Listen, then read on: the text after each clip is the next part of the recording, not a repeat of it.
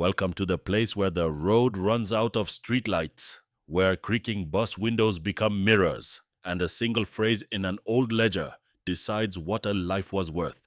Tonight, we begin with 43 names written once, then written again, then crossed out and stamped with the kind of language that never tells the truth directly, fate unknown. September 2014, Iguala at night.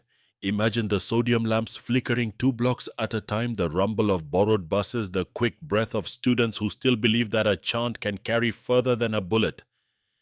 The city hums with ordinary sounds, radios, market shutters, motorcycles slipping past, until something in the air stiffens like paper near a flame. There are uniforms, there are hand signs. There is the static voice on a radio net that should have been routine, and then is not. You will hear that they were student teachers, normalistas, training to stand in front of chalkboards and draw new maps for children who had only seen the world as hills and dust. You will hear that they took buses the way students do when a cause is larger than their wallets. You will hear that the buses are stories on wheels, one headed north, one stalled. Others diverted, all of them suddenly part of a diagram that looks like a spider lowered into a bowl of milk. Black lines, splaying, blurring, thinning where someone has touched the surface with a shaking finger.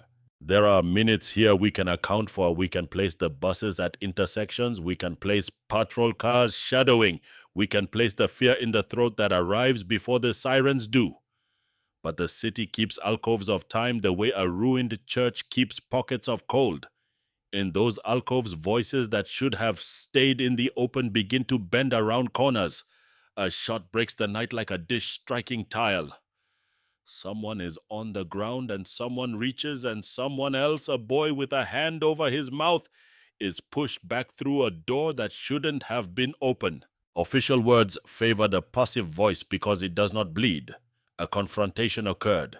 Vehicles were intercepted. Subjects were detained. Subjects were transferred. Transferred to whom, to where? The page does not say. But the next page carries the notation in the careful handwriting of someone trained to keep columns straight, annex sealed. And then the older phrase, almost antique in its cruelty, fate unknown. Listen to the city's edges, cornfields rustling like paper, a dry irrigation ditch that remembers only the last rain dogs that bark long after men have stopped. The buses no longer move in a line, they have leapt from a photograph into a puzzle. The puzzle includes a warehouse and a yard, a checkpoint, and an office where the paint blisters at the window frame. It includes telephones that ring and then go dead. It includes men who do not wear nameplates at night. We are told that a crime requires opportunity, means, and motive. But sometimes a crime requires a map, and the map is drawn with omissions. A curfew that isn't officially a curfew. A jurisdiction that stops not at a river or a road, but at the end of a radio frequency. A pocket of silence where no emergency call seems to land. 43 lives move into that pocket, and then the pocket is stitched shut with the needlework of euphemism. You will be offered versions. Versions are like mirrors angled to capture the same figure from different rooms. In one, the students become agitators who took the wrong buses. In another, the buses become bodies without faces, assets with secret cargo that no one will name out loud. In another, the patrol cars are shadows that were only following orders, while boots step around the word responsibility as if it were a pool of something corrosive. Each version swears it was present at the moment truth entered, and yet truth leaves no fingerprints on any of them. The file begins to grow heavy. Witness statements are collated, then recollated, then struck through. A timeline is drafted like a poem, with its rhymes in the margins. 21, 10, 21, 27, 21, 43. And then every rhyme encounters a slant. There is a boy with a bandaged head who says, the light was too bright. There is a girl who says, the alley was too dark. There is a bus that never arrives at the depot, and another bus that arrives with new dents in its sides, as if someone had tried to drum a message into the metal from the outside. And then there is the thing that makes a story stop breathing for a moment. A name called into a phone that goes to voicemail, then to a recorded voice that uses better grammar than anyone in pain can afford. The recorded voice repeats, "Please leave your message after the tone." The tone sounds like a descending stair. The caller hangs up. The caller calls again. Somewhere between those calls, a line in the file becomes both thin and dark, as if a clerk pressed the pen harder without realizing it. What do we call the hours between a last sighting and an official notification? In calm times, we call them waiting. In rough times, we call them wandering. In the vocabulary of the old records, we call them a singular disappearance. Singular, because each life is its own world. Disappearance, because the world does not make room for two realities at once. One where a boy is sitting on the bus counting the coins in his pocket. Another where his name becomes a seed that will not sprout in this soil. There is a room, and in that room a desk, and on that desk a lamp that has only one setting too harsh. Papers are clipped. A signature is demanded. A stamp comes down with a thud that will echo for years. Outside, a mother is speaking to a reporter who is too young to have learned how to wear this kind of sorrow like a coat. She says her son is not a question mark. She says his shirt is still on the chair. She does not know which neighbor moved it when the cameras came. Lines are drawn across the city map in dry erase marker. A senior officer taps the glass with the back of a pen. Here, here, here. 3 points like the tips of a triangle with no base. The triangle encloses nothing but air. A junior officer rubs at a smudge that will not come off. The smudge is not on the glass. The smudge is on the eye. You will want to place blame. That is natural. Blame is a rope we throw towards the dark and then pretend it will hold. But the dark is patient. It lets the rope pass through. What it does not allow to pass is the feeling that someone whose handwriting we can track has hidden the ledger's second key. There is always a second key, not the one that opens the drawer, but the one that tells you why the drawer was built. A bus window holds the last reflection of a face none of us were meant to remember. The reflection is smeared by a palm as the boy shifts in his seat. He is thinking about the next day's journey, about whether the chant will have the same rhythm in a larger square. He is thinking about nothing at all except the way the night air leaks in through the rubber gasket, carrying a scent of something like burnt sugar. He is not thinking about us here now, tracing his outline with the point of a sentence. In the old phrasing, the elegant empire of bureaucracy, there is a comfort that does not belong to the living. Transferred, processed, released to proper authority. But the proper authority in the dead of night often wears an improper face. When the forms are signed wrong, the city pretends the ink will correct itself by daylight. By daylight, the stray dogs are sleeping, the markets open, the buses have been washed, and a mechanic wanders about a dent in a place only fear would punch. We come back to the phrase that holds the door open for ghosts to walk through on their own time, fate unknown. It is not a declaration. It is an abdication. It does not say we tried and failed. It says we stepped back and watched as the page swallowed the line that would have named the line before it. The file grows not by answers, but by annexes. Sealed annex like bricks stacked in the mouth of a well. There are nights when the city remembers what it did not say. On those nights, the alleys are not empty. They are crowded with things that want to be named but cannot survive the naming. A shoe found days later by a wall that does not face any house.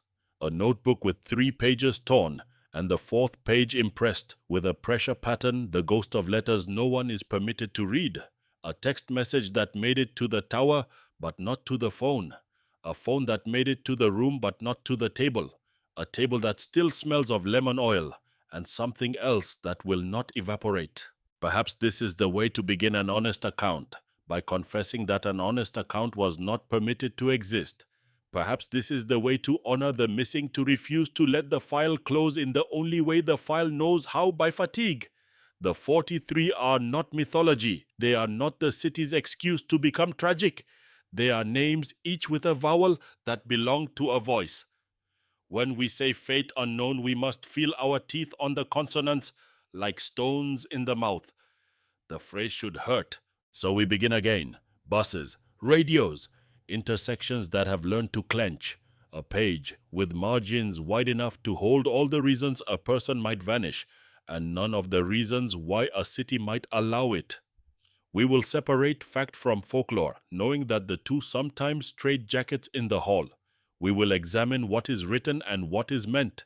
We will put the lamp at a better angle even if it makes us squint. Before we proceed, tell me where you are watching from and the exact time on your clock right now. If you had been at that corner when the buses turned, would you have looked away or followed the one voice that was still shouting over the sirens? September 2014, Guerrero, Mexico. The hills lie close to the road like folded blankets, dry and rough, already storing the heat that will return after sunset. The Pacific is only a rumor to the west. The interior climbs toward Chilpancingo and Mexico City. Between them runs a lattice of highways and feeder streets where commerce, politics, and fear overlap without needing to introduce themselves. Iguala sits in that lattice like a nodal light, bright enough in the daytime for market tomatoes to shine dim enough at night for men to forget their names. The students who will enter this city are normalistas from the Raúl Isidro Burgos Rural Teachers College of Ayotzinapa, a school with walls chipped by weather and memory, a school whose corridors keep the echo of slogans and arithmetic in equal measure. Rural normal schools were built to seed teachers into the furthest places of the Republic, where chalkboards solve distances that roads do not. The boys learn pedagogy and persistence. They learn that a bus can be a classroom on wheels if you can hold an audience and a route at the same time. They learn that travel is as much a part of being heard as speaking is. The ritual is ordinary, which is the most dangerous word in stories like this. Ordinary acquiring buses by persuasion and pressure. Ordinary fundraising and protest routes. Ordinary a date on the calendar that says they will travel to Mexico City for the October 2nd commemorations, a ritual of remembering 1968 when students were not allowed to be students, and the plaza learned what it was like to swallow its own voice. Between Ayotzinapa and the capital lie checkpoints, toll booths, municipal jurisdictions, like rings on a tree. Each ring has its own shade of uniform. Each shade has its own silence. Iguala that night is preparing for ceremony of its own, a local political event, a municipal pageant of banners and loudspeakers, the kind of evening where the staging crew has been promised that the sound will work and the optics will be fine. The mayor's name will be spoken, the lights will be tested, the rope around the stage will be tightened and retightened. A city is never more sensitive than when it believes it must appear coherent. That is when the presence of the uninvited stings. There are buses plural. This is not a single arrowhead cutting through a map. This is a handful of arrows, some straight, some bent, some apparently mislabeled. Each bus carries students whose faces are young in the way that suggests they will be old in the same way, with straightforward eyes and the habit of leaning forward when someone speaks. They have rucksacks and songs, plastic bottles and folded posters, and the rough plan that 100 other groups have used before. Take what wheels, one can negotiate the rest. Move as a column when possible, as a cluster when necessary. On the chalkboard back at the school, the week's schedule is written in a slanting hand. A cloth eraser waits underneath. The roads that carry them are not secrets. Federal Highway 95 and its tolled sibling 95D thread the state like the spine of a long fish. Local avenues run off them toward convenience stores, warehouses, and blocks of low houses with rebar like bare branches. There are traffic circles half lit by lamps wearing yellow halos. There are service roads where trucks sleep at an angle. There are small shops where radios are too loud until the hour turns, and then the same radios are too quiet. Night lowers itself onto paint and stucco, like an instruction no one will admit to writing. There are uniforms plural, municipal police cars with their lights that don't always match their sirens, state police with different badges, federal officers whose radios have other channels, military garrisons that are part of the landscape like old fort stones, solid dull present. Men from different institutions share cigarettes at the same intersection, the way streams share stones. Each claiming its line is straighter than the others. In Iguala's area of influence, another set of men walk without uniforms at night, but their boots are known anyway. They belong to names that do not appear on any official roster, and yet show up in conversations like adjectives. In Guerrero during these years, that adjective is often Guerreros Unidos. The city understands the grammar. The first contact is as procedural as a knot. A bus is flagged. A question is asked with the tone of an answer. A second bus appears where it should not. A patrol car is alone when it should not be alone. The road furniture, curbs, posts, painted arrows become suddenly attentive. Radios do the thing radios do when the next moments will be argued about. Later they condense human urgency into clipped syllables that pretend to be precise. By now the city has caught the scent of it. Stray dogs change their routes. Shop shutters that might have stayed half open draw down fully. A woman in a second-floor window decides not to water the plant until morning. We could name intersections, and some accounts will. Juan N. Alvarez Periférico Norte, near the bus station, just outside the Palace of Municipal Government, a strip where the asphalt holds heat and the night does not release it. We could name clock times, and some accounts will. 9:15 p.m., 9:40, 10, Jasa, 12 Chebwijede. But time falls in the dark when men with radios and boys with backpacks are made to share it. The folding is not random. It follows a logic best seen afterward, the way you can only admire the stitch of a wound once the blood has made peace with it. A point made often, the students were not armed. A point made as often, the city was nervous, because politics makes cities nervous, and the nervous sometimes persuade themselves that their hands are clean even while they are washing them in someone else's fear. In the vocabulary that will appear later, nouns will be chosen for their ability to hide verbs, detentions, transfers, interceptions. The verbs are not unknown, they are simply not invited to testify. What does a city look like when it waits to see whether the night will choose it for a lesson? It looks like Iguala plazas where vendors learned the day's weather by the weight of their fruit. Taxi stands where drivers work their rosaries without looking. Side streets where the light is moist and slow because the bulbs are old and the moths are patient. There is always a place where a bus will be made to stop. It does not need to be special. It needs to be ordinary enough to be denied later. The larger frame matters for context, and the frame is not kind. Guerrero is a state where mountains break communication like crust breaks bread. Where poverty is not a statistic but a material. Where politics is performed at microphones, but decided in rooms with cheap curtains. Where organized crime does not invade, but emerges like salt from a dried sea. The rural normal of Ayotzinapa is known for its activism and its austerity, which make it both beloved and marked. In previous years, confrontations have occurred, and files have been opened, and files have been closed in the manner that suggests the closing was a performance, not an ending. In this landscape, the students are not anonymous. They are expected. In this city, the arrival of expected boys can still be treated as a surprise. The night's pattern is fractal, a shape repeating at different scales. A patrol car shadows a bus. A second patrol car shadows the first. Texts ripple among students. Where are you? Which corner? Who's with you at the same time as radio code ripples among men in vehicles labeled Policia Municipal. The city map could be layered like vellum on one sheet, the legitimate lanes of authority. On the next, the pragmatic lanes of accommodation. On a third, the predatory lanes, where those lines cross the paper creases, where those creases multiply the paper tears. A child in a house near the bus station is told to sleep. The child insists he hears fireworks. The mother says they are not fireworks. A clerk in a small hotel puts a hand on the bell at the front desk without ringing it, as if the metal could be persuaded to remain calm. A mechanic in a yard beyond the ring road notices that a truck's hood is warmer than it should be. If he were to write it down, he would use the same phrase the old files use for things that do not resolve mysterious occurrence. Into this tensile space enter other actors by duty or by rumor. State police are seen or said to be seen. Federal officers are noted or noted afterward. The nearby military battalion exists, the way mountains exist, immovable in description, ambiguous in intention.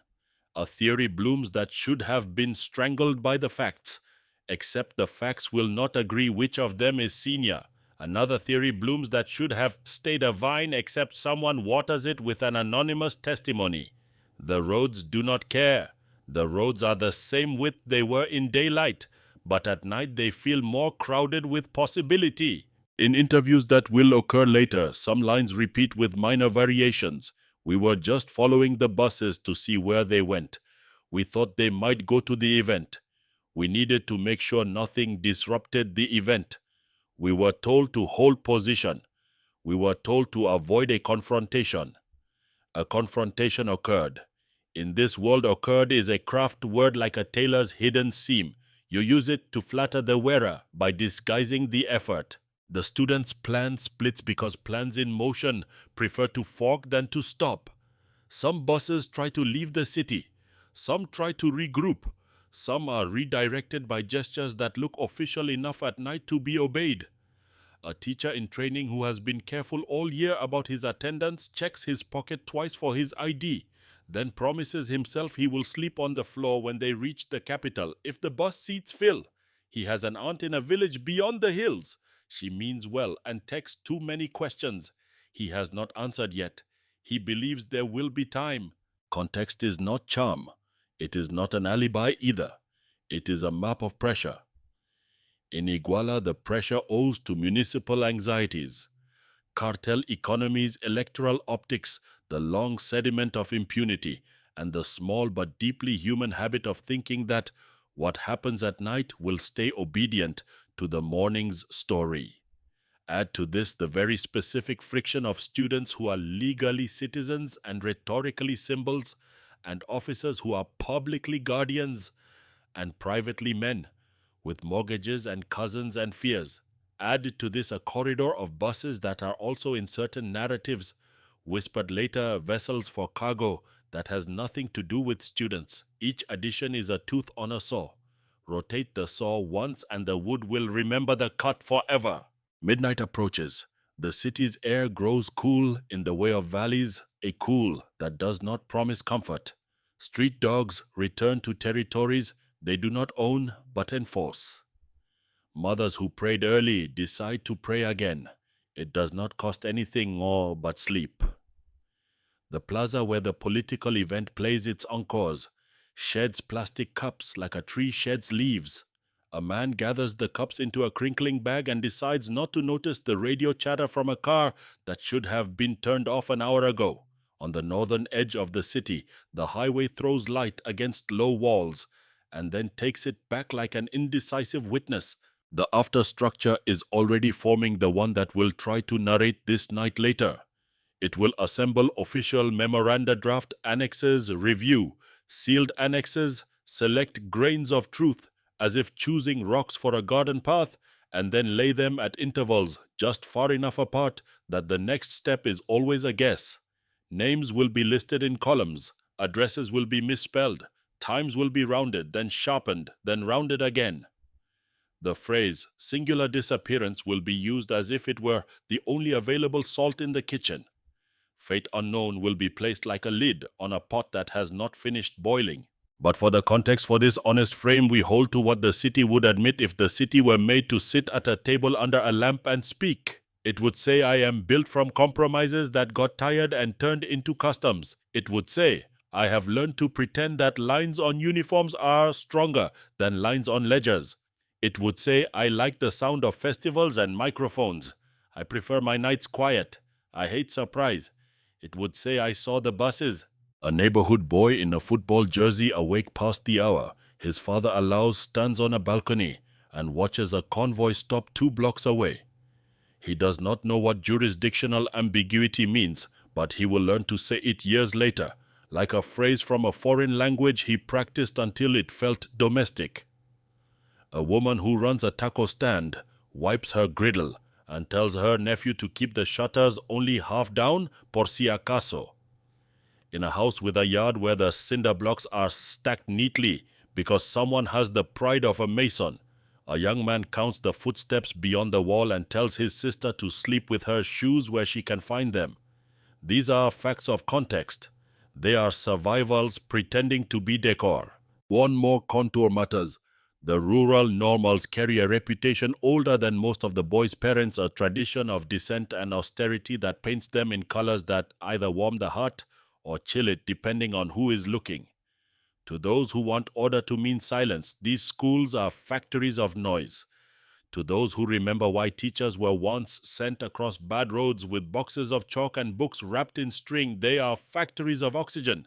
In Iguala in 2014, oxygen and noise are often mislabeled. The bureaucracy that will descend later state federal special will bear the insignia of precision seals, signatures, tables in 2-point lines. But bureaucracies inherit the nights they try to measure. If a radio call was missed at 22:37, the space will remain even if you write over it in neat numbers. If a bus was forced to stop under a light that flickers at irregular intervals, the shadows will fall across the paper in the same rhythm while you draft. If a name was spoken with urgency and then not spoken again, the gap will hum under the file like a stuck transformer. This is not mysticism. It is the physics of human systems under strain. Thus the context, a city half staged for politics, half armed for fear. A school that teaches children how to teach and boys who have not yet learned how small the world can make a boy. Roads that are narrower at night than during day. Uniforms that promise and do not. Radios that carry syllables and static in equal measure. And a vocabulary waiting to be deployed. The old phrases precise and evasive, official memorandum, irregular entry, sealed annex, singular disappearance, fate, unknown. Before the narrative hardens and the myth-making begins, before folklore will argue with the docket, and the docket will pretend not to hear, we hold the frame steady and look. At the edge of town, a bus idles with a cough that suggests a belt that should have been replaced last year. Inside, along the metal seam beneath the window, there's a thin line of dust that the cleaning rags always miss. A student runs his finger through it and draws a letter without meaning to. He rubs it away embarrassed as if accused of superstition. The driver stares forward, then down, then forward again. Someone outside makes a gesture the driver can't interpret. Stop, slow, turn. The driver chooses the only option that ever seems like choosing. He eases forward a foot, another foot, and the city decides whether to accept the movement or make a lesson of it. Under a lamp farther in, two men in uniforms that match but don't align turn their faces toward the same sound. One says nothing. The other says by habit, by training, by hope. Tranquilo. Calm. The word is a lid too, but softer. It does not fit the pot. Steam slips out, and the air takes on a dampness that has nothing to do with weather. This is the last moment before records begin. It is the last moment before words like occurred and transferred attempt to erase verbs with bodies. It is the last moment when the city could still have chosen to let the night pass, like any other night buses, in buses out and the next morning's bread to be sold, with the news that nothing happened worth remembering. It is the last moment when the file is a blank folder, instead of a drawer with rust on its rails. It is context tight as a drumhead, waiting for the first strike. From the official record reassembled with restraint, the dates, the intersections, the docket words that prefer passivity and the small hard nouns that outlive adjectives. September 26, 2014, late afternoon to evening. The Raúl Isidro Burgos Rural Teachers College at Ayotzinapa prepares a group of normalistas to travel. The practice of taking buses, acquiring vehicles by negotiation and pressure for protest travel is not novel in Guerrero. It is chronic and contentious. For this night, several commercial coaches are boarded or intercepted in the region around Chilpancingo and later Iguala. The intention in most accounts to reach Mexico City in time for the October 2nd commemoration of the 1968 Tlatelolco massacre. The context file records earlier frictions between law enforcement and students that year. Nothing in the file extinguishes the pattern. Iguala Guerrero after 9 p.m. Multiple buses carrying students approach or enter Iguala. Municipal authorities are simultaneously occupied with a political event involving the mayor's circle. Patrol vehicles observe trail or interdict the buses at various points, including arteries identified in later documents as Periférico Norte Juan N. Alvarez and environs near the bus station. The wording that will dominate the first wave of paperwork detentions occurred. Vehicles were intercepted. Subjects were transferred. The verbs do not agree on agency. First confrontation and gunfire. Testimony gathered under oath and later summaries by external experts agree on gunfire at more than one intersection. Students are wounded. At least one dies that night at the scene. 2 additional deaths will be recorded in the early hours. A journalist's vehicle is reportedly attacked. A youth soccer team riding in a bus distinct from the students is ambushed in a confusion of targets. 1 minor is killed.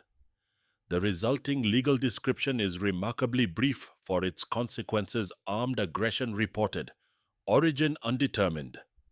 Origin remains in much of the docket a diplomatic word for not recorded. Transfers into municipal custody. Dozens of students are seized by municipal police elements. Discrepancies emerge immediately between arrest logs and witness counts. Certain police patrols are later identified by unit code and route. Their commanding officers supply statements that, upon comparison, show time collisions. 2 patrols appear to be in 2 places at once. The earliest consolidated counts that prosecutors will venture filtered through later corrections hover around 43 missing. Lists of names are built by families and classmates. Official lists are slower to stabilize. The lexicon of the older files intrudes singular disappearance multiplied by 43. The handover theory. Within days, one narrative gains traction in official channels that municipal police acting in concert with a local criminal organization, Guerreros Unidos, transferred a group of detained students to members of that organization.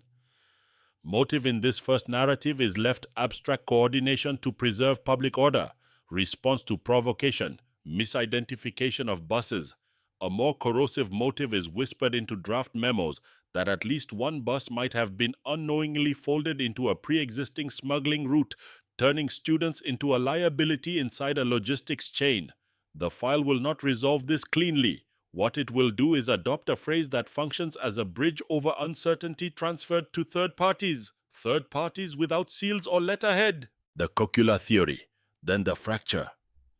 Months later, a federal narrative proposes a brutal closure that the 43 were killed, their remains cremated in open-air pyres at a dump in the nearby municipality of Cocula, and their ashes dispersed in a river. This version is advanced with unusual finality. It is marketed as the Verdad Histórica, the historical truth. But the practical physics of the claim, the heat required, the wood mass needed, the combustive duration in open conditions, the eyewitness contradictions, attracts immediate scrutiny. External experts invited to review the case register severe doubts that such a total cremation could be achieved in the time frame and conditions described. The historical truth begins to fray at its edges, then at its seams.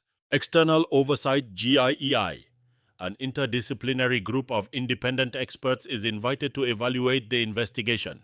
They arrive with 2 tools, the patience to collate and the unwillingness to accept verbs that have swallowed their subjects. Their first reports highlight fractured chains of custody, questionable interrogation practices, and evidence of torture used to extract confessions that neatly fit the historical truth. The group maps bus trajectories, aligns phone metadata, and reconstructs moments on street corners that the main file treated as decorative. Their tone is clinical.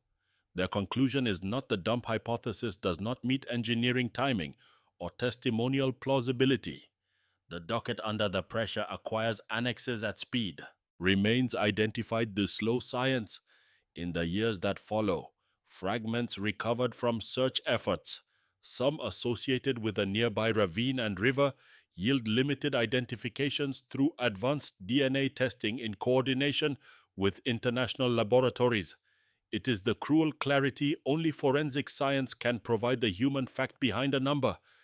Yet the count of identified students rises painfully slowly and never reaches the ledger's full column. The phrase "fate unknown" is not exiled by the success, it is merely pushed back down the page. Communications intercepts and the shadow map.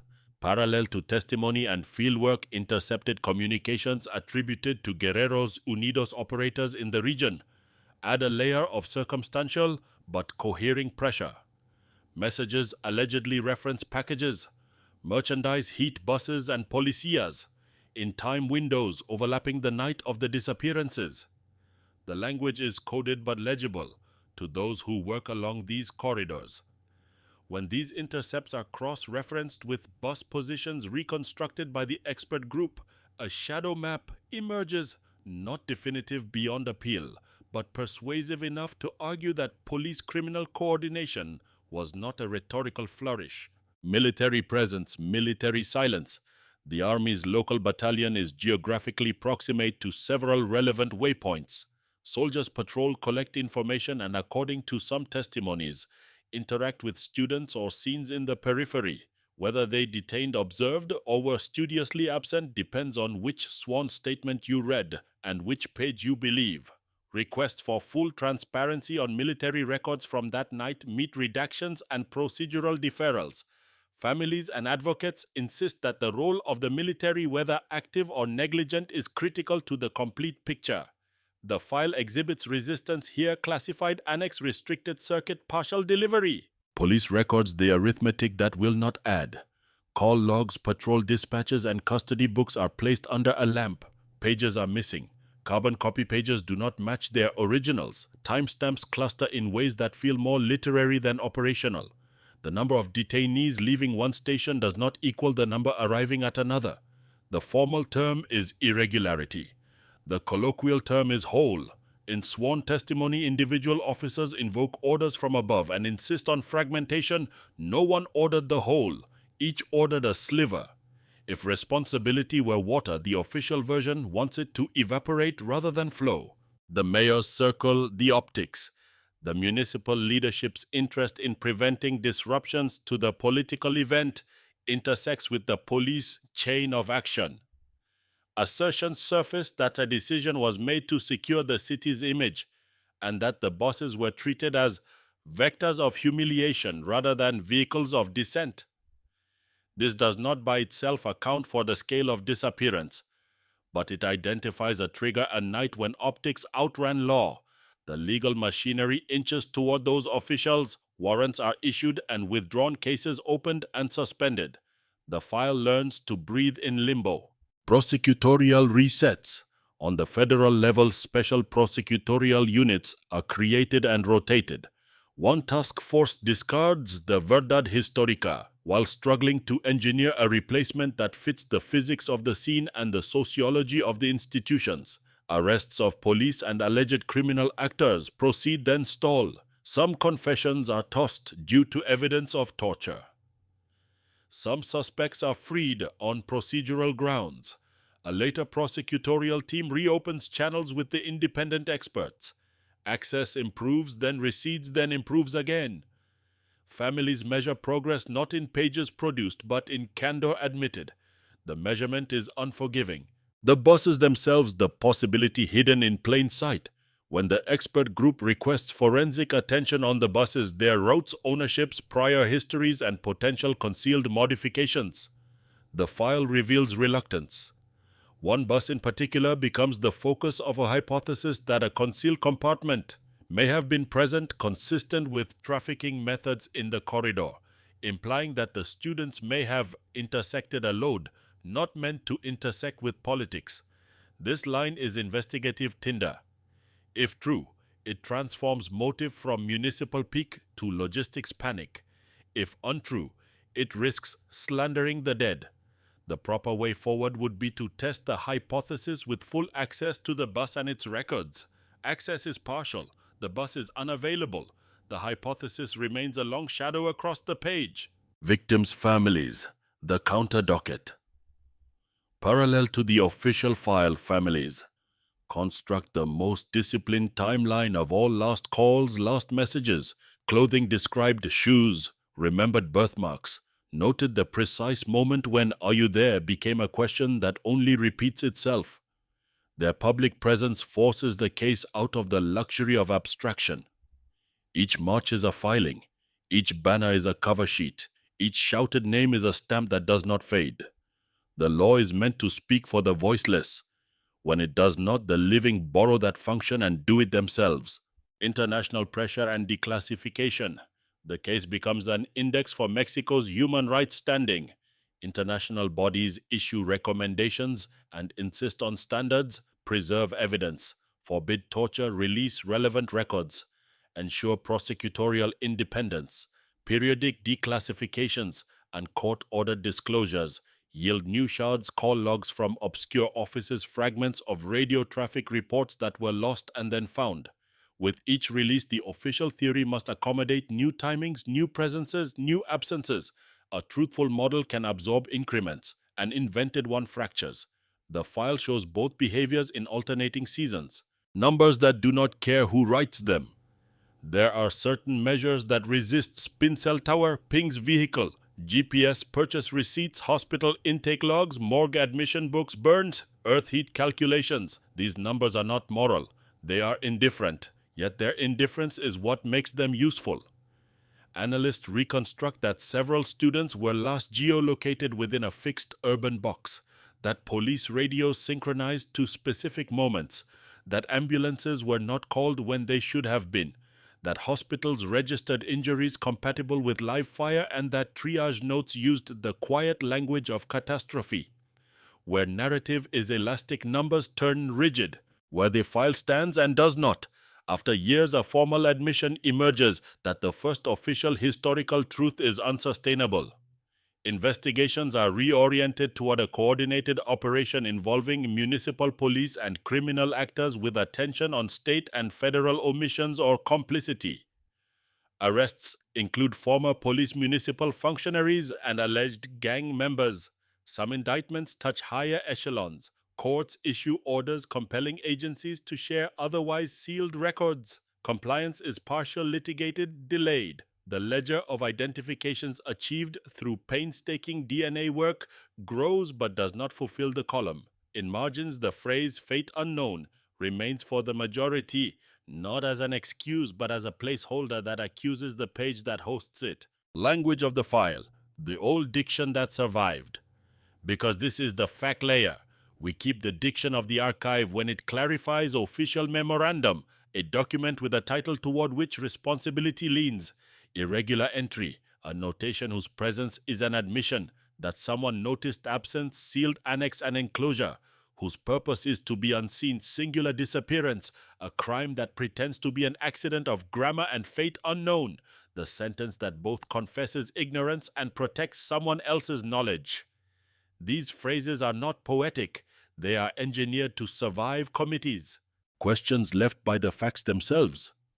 Why did patrol routes and custody books diverge so precisely at the hour when the count of the missing rises to 43? Who ordered transfers that cannot name their destination? What specific radios were on which channels? And which recordings are missing against the inventory lists? Which bus histories would survive an audit of ownership, maintenance, and route logs? What military field notes exist from that night, and in which archive are they kept, paper drive or memory? Which confessions can stand without coercion? And what remains when we strip the record of the fruit that torture bore? These are not philosophical queries. They are the screws that hold the case to the wall. The minimal adjudicated core. Even the most cautious reconstruction can affirm. Students from Ayotzinapa entered Iguala on multiple buses the night of September 26, 2014. Municipal police engaged, detained, and transferred groups of students. Gunfire was used. Deaths occurred on scene and shortly after. A coordination between municipal police and criminal actors operated in that corridor. Subsequent handling of detainees and scenes was corrupted by this coordination. The initial federal historical truth asserting total cremation at Kokula is not consistent with physical testimonial and expert analysis. Alternate trajectories remain under investigation. Partial remains of a subset of students have been scientifically identified. The majority remain fate unknown. Institutional resistance, fragmented jurisdiction, and compromised evidence handling critically delayed and diluted justice. What the fact layer refuses to do. It refuses to import comfort from the folklore layer. It refuses to declare ghosts where men suffice. It refuses to launder absence into mystery when the more honest word is impunity. The docket prose may be bloodless, but the facts are not. The buses existed, the radio spoke, the guns fired, the patrol logs were written, altered, lost, found. The mothers walked, and yet the forensic honesty of limitation. We cannot, inside the facts as published and audited so far, place each of the 43 along an unbroken chain from bus to final site. We cannot name with courtroom precision every order giver above the men in the street. Nor can we state beyond reasonable challenge whether a specific bus concealed contraband whose discovery precipitated a chain of panic. We can say that the pattern fits other corridors where law and crime cooperate by night and argue by day. We can say that sealed annexes protect reputations more reliably than they protect truth. In the end, the fact layer is a scaffolding that reaches only so high. It lifts us above rumor, above opportunistic grief, above the seduction of a single neat ending that offends physics. It leaves us looking down at a map where 43 lines fade at the edges of ordinary streets. The file does not close. It never could. It is additive, not conclusive. It asks us to be precise about what we know and equally precise about what we do not. Singular disappearance multiplied. Fate unknown still written in ink that dries too fast for the living. They say Iguala is a city that does not like to see its own reflection at night, so it turns the mirrors to face the wall. In the morning, everything looks ordinary again. But between the hour when the shutters drop and the hour when the bread rises, stories walk. Not the kind that fit into forms or testimonies. These are older with verbs that breathe and nouns that refuse to sit still. When people are made to vanish, a city invents explanations to avoid vanishing itself. It reaches backward to saints and shades, to roads that existed before asphalt, to debts that predate money. It speaks in whispers. No es nada. It speaks in warnings. Cierra la puerta. It speaks in proverbs that survive longer than any warrant. La noche cobra lo que le debes. The night collects what you owe it. Here is one story told by a woman who sells flowers close to the bus station. The kind of woman who stays awake longer than grief itself because flowers bruise if you stack them wrong. She says that on certain nights the station's public address system breathes without electricity, not words breath. A thin exhale as if a mouth has placed itself near a microphone in a room that is locked and unlit. She has a name for it, the announcer without announcements. When that breath comes, she lifts the petals to her cheek. If the petals are cool, she knows she can sell at dawn. If the petals have warmed to her skin, she knows the day will be heavy and the policeman will buy nothing. Another story binds itself to the ring road. A trucker swears that once, long before the 43, he saw a bus take an impossible turn, 90 degrees without slowing, its headlights swinging across the cane like a lighthouse beam, the cabin empty except for a boy in the front seat drawing circles on the windshield with a finger. The boy didn't look scared. He looked embarrassed, like someone remembering a polite thing too late. The trucker followed as far as a junction where the highway fractures into lanes that only exist at night. At dawn, there were no tire tracks in the dust, only a spray of small stones shaped like punctuation marks. If you line them up, he says they spelled a word he would not say out loud, unknown. Families tell their own folklore, not because they like the taste of it, but because silence spoils. There is the legend of the shoes that refuse to face the door. One mother says she woke at 3:11, sat up straight and saw her son's sneakers. Not a symbol, not a memory. The physical sneakers turned inward toward the wall when she had left them facing outward before sleep. She righted them and a dog howled. She turned them back to the wall and the dog stopped. The meaning is plain enough to those who live where the wind brings voices through the window grill when shoes refuse the door is not safe to face. And in the hills beyond the city where teenagers go, because cities make them old too quickly. There is the rule of the 3 bells. It does not belong to any church you can locate on a map. You will hear it on luckless nights 1, 2, 3, with the third longer like a sentence that wants to continue and cannot. The rule says if you hear the third bell, do not turn back because turning back tells the bell you are listening. If you keep walking, the bell is outvoted by your feet. If you stand still, the bell is master. People who work the late shift claim they have learned to keep a coin in their mouth metal on tongue to remind themselves of weight and taste and taxes. The bell cannot climb into a mouth that tastes of metal. This is known as the tax against vanishing. The market has its story too. Merchants say the scales misbehave on the anniversary week. A kilo becomes 900 grams or 1100, never 1000. It is not theft. It is a reminder measurements tell the truth only when truth is permitted a stool and a light. The year after the boys vanished, an old scale refused to balance until someone placed a notebook on the empty pan. Not a heavy notebook, a school one with grid lines and a cover that says Mathematicas. The needle settled at 0. The old vendor muttered, "Yeah." Then he sat down and cried in the way men cry when they have learned to be polite about it. Now on certain days the notebook returns to the pan though no one buys it, and the needle trembles in a way that makes new vendors look away. There is an entirely different branch of stories whispered by the men who ride without license plates and prefer the word business to all other forms of explanation. They talk about the bus that learned to speak, not loudly through vibration. You had to press your cheek to the body panel under the windows to hear it.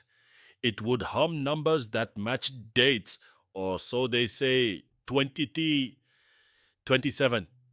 Then it began to hum a third number. Someone counts again. Someone stops counting. Mechanics tried to locate the source, removed a panel, found not a speaker but a lunch receipt for soda and a torta de milanesa. On the back a boy had written the word here 3 times. They put the receipt back where it had been and closed the panel. Some problems are mechanical.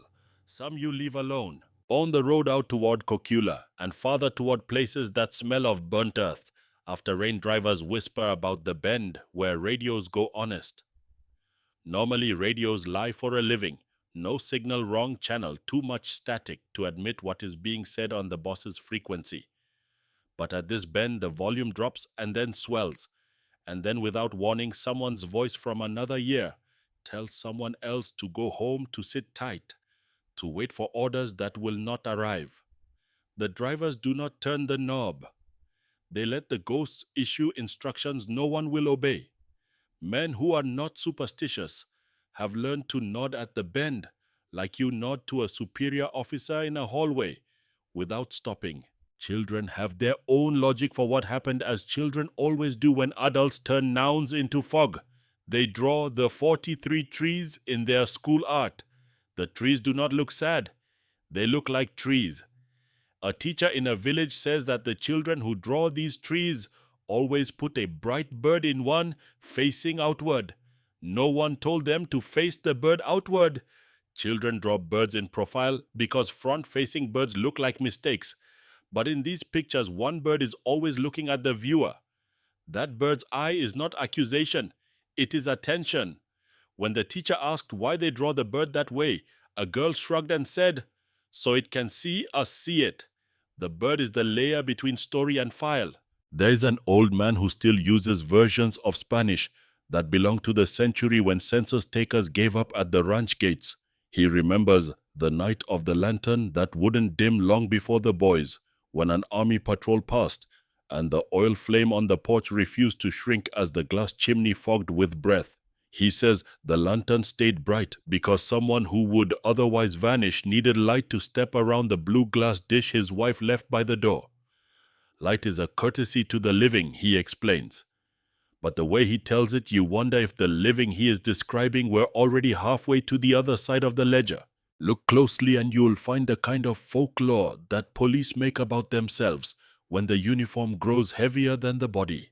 A retired officer from Night of Iguala, they always say not the place you're asking, speaks of the section that forgot its name. It wasn't disbanded, it wasn't transferred. It simply came to work one Monday and discovered that all the doors opened to rooms they had never used.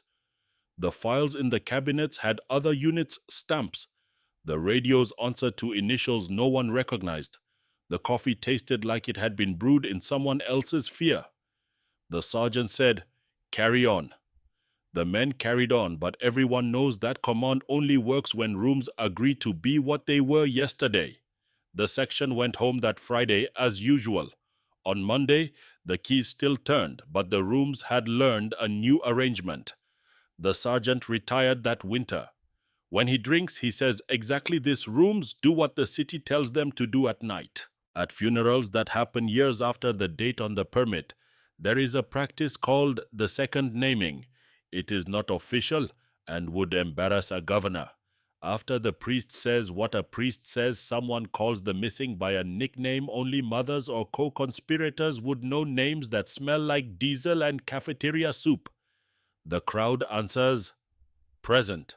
The word travels like a small dry bird above the heads and sits on a wire. If the bird trembles, people say the name was accepted. If the bird does not move, they say the name remains to be negotiated. You will not find this in any catechism. You will find it in plazas where people tally up the difference between the living and the named. Not all folklore wants to comfort. Some stories bite because a bite reaches the blood faster than a speech. There is the tale of the two clerks, almost a fable. One clerk writes fast and crooked, the other slow and upright. On the night in question, they both receive forms. The fast one finishes and goes home, becomes a father gets old in the way of men who inherit the posture of their chairs. The slow one does not finish. He places his pen down carefully like a man who knows that tools resent haste. In the morning, only the slow one's form is still on the desk. The fast one's form has vanished, except for a faint indentation on the blotter, fate unknown. When the clerks die, this is folklore, so everyone dies. The fast one's headstone reads, "He did his duty." The slow one's reads nothing. At night, if you put paper over the slow one's stone and rub with charcoal, a single line appears. Do not write what you cannot lift later. This is told to young recruits in offices with humming fluorescent lights. If you go out to the fields where telephone poles march like deacons through scruffy earth, farmers will tell you about the tower that listens back. Cell towers are supposed to send out, not pull in, but this one accepts messages. A text sent into that zone, even one you never finished typing, can be received years later by a phone that has been turned off since the week the buses rolled. The message reads like this: "I'm on my way." 3 dots, nothing else. Phones that receive it heat up and discharge a percent of their battery. The owner feels suddenly like crying about something that happened as a child, dropping a pail, breaking a cup, stepping on a chick. No one acknowledges the message out loud. Responses are private. Some say gracias, some say no. Some switch to airplane mode for a day to let the static rinse. The city keeps a handful of place names that do not appear on maps because maps respect only what can be pointed at in daylight. One of these is the office of the annexes. Ask anyone and they will give you directions without hesitation past the yellow house that used to be green, left at the pothole. That looks like the state of Veracruz, straight until you smell onions, then right until the dogs stop barking. When you arrive, there is nothing there but a wall with a paint ghost where a sign used to be. People swear the office is real because everyone knows someone whose uncle's friend had to go there after midnight to retrieve a paper that was never signed in the first place. Inside the office, which we must imagine because the office refuses imagining, there is a window without glass, a chair with the stuffing out, and a file cabinet whose top drawer does not open unless you say, "Please." The cabinet contains annexes to what original file, no one will tell you.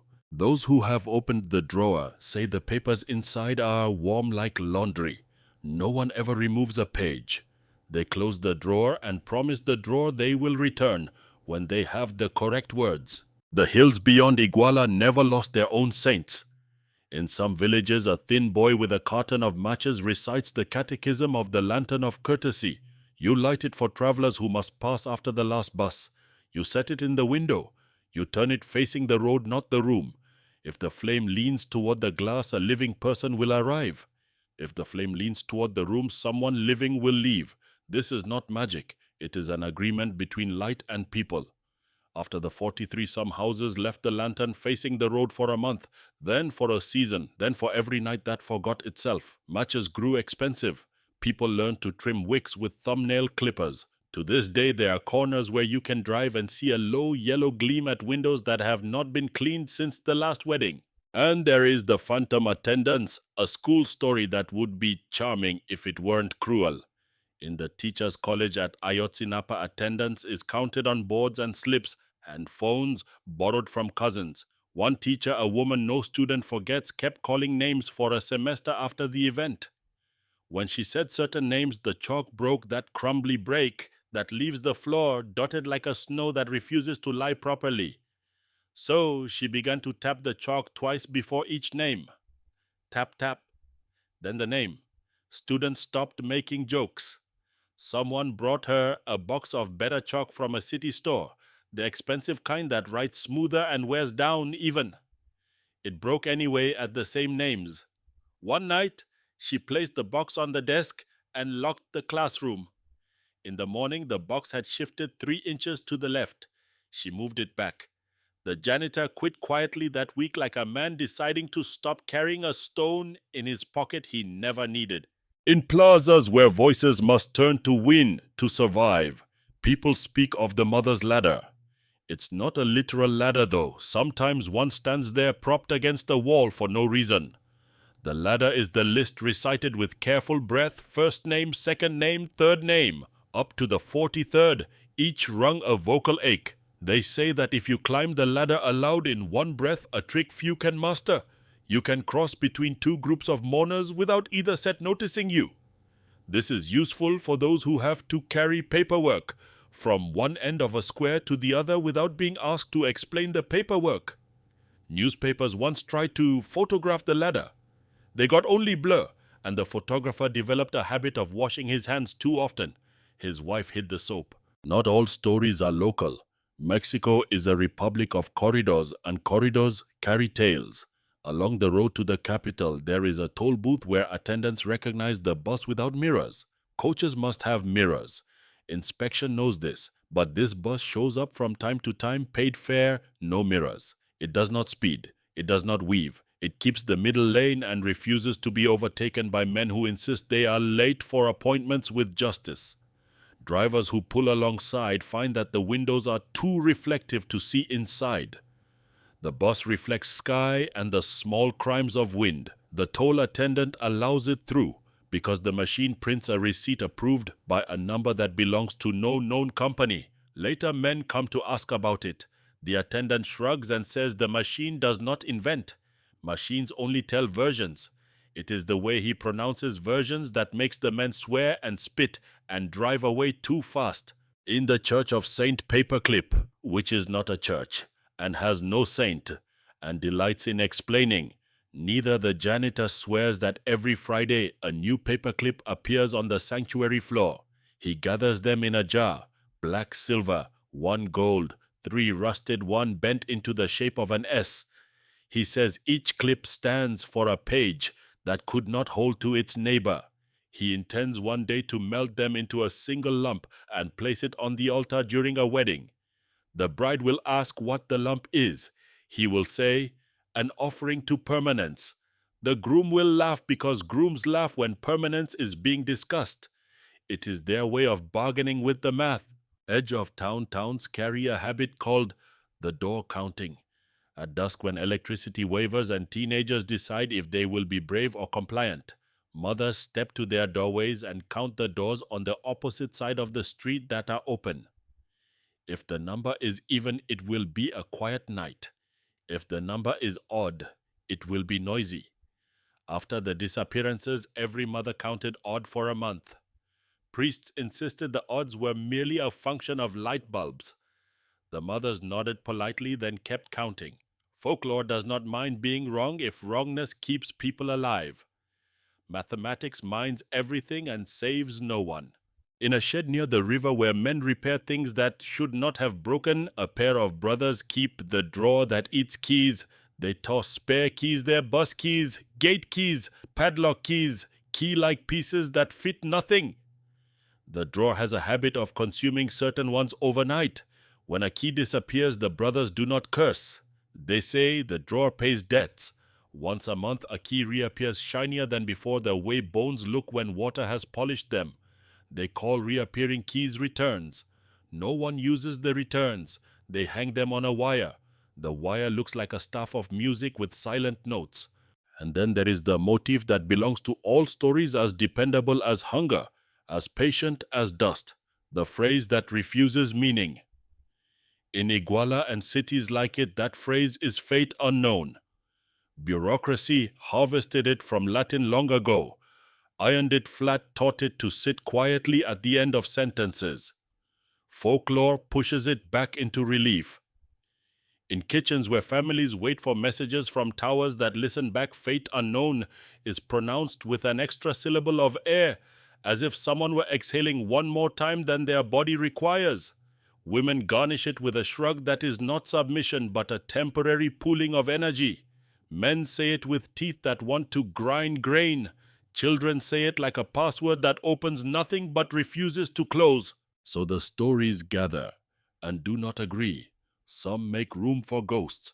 Some make room only for men and their small decisions. Some expect the river to confess. Some expect the office to forget properly for once. They braid into a rope you can grab when the road tilts. They do not substitute for fact any more than wind substitutes for wood. They rub against the file until a little heat blooms enough to warm cold fingers while people wait outside government buildings for doors that open and close on their own schedule. We return then to the motif that led us in the one that caught in the throat of the hook and glinted in the ledger of the fact, the obsolete sentence that makes endurance sound tidy. In the folklore of Iguala after 2014, the phrase is not a lid, it is a riddle. Mothers repeat it with the weight on the second word rather than the first. Fate unknown, as if insisting that the unknown is the part that can be burned away by attention, that fate belongs to a grammar they will not surrender. Boys write it on the dusty edge of a bus window with 2 fingers, and then rub it out when they see each other doing the same superstition about superstition. Priests stitch it under their breath into blessings like a loophole God might admire. Police officers write it in reports they do not sign, then dream of birds that decline to face the page. What the folklore knows that the file cannot admit is that cities are not merely places where events occur. They are organisms that metabolize memory. Iguala will not digest the 43. It will carry them like seeds in a dry season, shaking them loose in gusts that come unpredicted from the gaps between buildings. A bus will hiss at a light. A radio will tell the truth for a kilometer. A scale will balance when a notebook is added. A lantern will lean toward the road. People will tilt their heads as if listening for the third bell, and then look at their shoes to be sure which way they face. And somewhere along a highway that keeps its own counsel, a coach with 2 bright windows will pass a shrine where plastic flowers do not fade. A child will point, "Mira mama." The mother will say, "No mires, don't look." The child will look anyway. The bus will move through a hole in the night big enough for 43 names to pass without scraping. Those names are not quiet. They are practicing the second naming, the one that outruns the file and the office and the annex with the warm pages. They are preparing to be called present here by people who refuse to let a phrase finish the sentence before the sentence has earned its punctuation. Folklore does not solve the case. It does something stranger. It keeps the case from choosing its own ending. It refuses to let the night collect all of what it is owed. It hangs a lantern of courtesy and demands that the road admit who is coming. It turns fate unknown into a challenge rather than a shrug. It invites the living to bend their ears at the bend where radios go, honest to send a message unfinished that simply says, I'm on my way, and then to walk far enough that the bell cannot multiply itself into power. It teaches that even if a city dislikes its reflection at night, someone will turn one mirror back to face the room. Someone will see themselves. Someone will count the doors. Someone will put a notebook on a scale and watch the needle tremble towards zero like a small, durable truth. And in the middle of all that, walking and counting and turning and lighting the hills, keep their shapes, the towers, their red eyes, the buses, their weary suspensions. The stories waste no time asking permission to exist. They repeat themselves until repetition becomes spine. They make a place where grief can stand without becoming spectacle.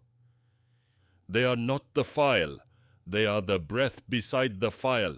And if you listen closely, cheek to the panel coin on the tongue, you will hear the city recite the only vow it can keep without lying. We do not forget what we cannot name, and we do not forgive what we cannot see. The file from Iguala does not exist alone.